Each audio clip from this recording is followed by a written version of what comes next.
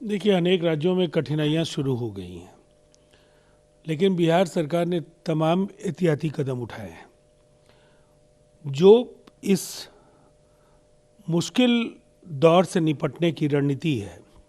हम ये कह सकते हैं कि जो तैयारियां हैं वो मुकम्मल हैं, और अगर जनता का सहयोग रहा तो तीसरे चरण की इस मुश्किल आपदा को भी हम लोग सफलतापूर्वक इससे निपट पाएंगे। अनंतनाग में मारे गए जैश आतंकवादी की पहचान पुलवामा आतंकी हमले में शामिल अंतिम जीवित हमलावर के रूप में हुई है, यानी कि पुलवामा का अंतिम जो जिंदा आतंकवादी है वो भी मारा गया।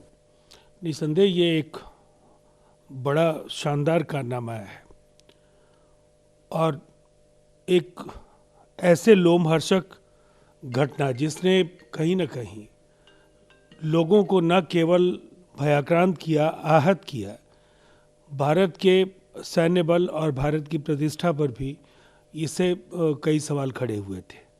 लेकिन इस तरह की साहसिक कार्रवाइयों के बदौलत ही भारत ने पहले भी इस तरह के आतंकवादी शक्तियों का मुकाबला किया है, और जिस तरह से फौज और कश्मीर के अर्धसैनिक बलों के हौसले बुलंद हैं, आने वाले समय में हम ये कह सकते हैं कि पाकिस्तान के लिए मुश्किलें और बढ़ने वाली हैं। चीन को कोई आपत्ति हो सकती है, लेकिन मुझे लगता है कि तिब्बत मुद्दे का समाधान होना चाहिए। दलाई लामा 1949 में भारत आए और उन्हें न्याय मिलना चाहिए। तिब्बत के लोगों को परेशानी नहीं होनी चाहिए। चीन की चिट्ठी का जवाब हमारे विदेश मंत्री देंगे। केंद्रीय मंत्री ठालवे ने यह बात कही है। इस बयान के कूटनीतिक मायने बेहद स्पष्ट हैं। एक तरफ अरुणाचल प्रदेश को लेकर के जो चीन का नज़रिया है, ये उसका काफ़ी बड़ा जवाब भी है। दूसरी तरफ जो विश्वगुरु की भूमिका भारत की है और तिब्बत को लेकर के भारत का जो संकल्प है, कहीं ना कहीं अठावले जी ने इसका स्मरण भी कराया है कि हमारी ये जिम्मेवारी है कि जो भी गत्यावरोध हो सकते हैं उनको हम खत्म करा सकें और तिब्बत को जो उसका वाजिब हक है वो दिला सकें।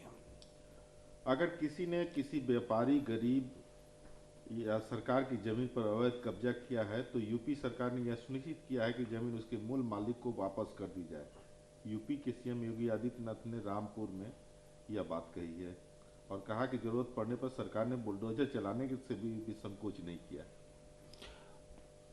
भूमि अतिक्रमणकर्ताओं के खिलाफ निसंदेह जो योगी आदित्यनाथ जी के सरकार ने जो कार्य किए हैं वो सराहनीय हैं, लेकिन अनेक भूमि संबंधी विवाद अभी भी लंबित हैं और एक कारगर रणनीति की जरूरत उत्तर प्रदेश में है।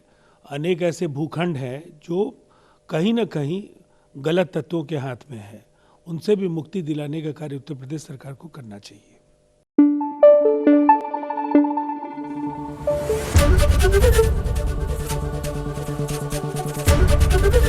एबीपी न्यूज आपको रखे आगे।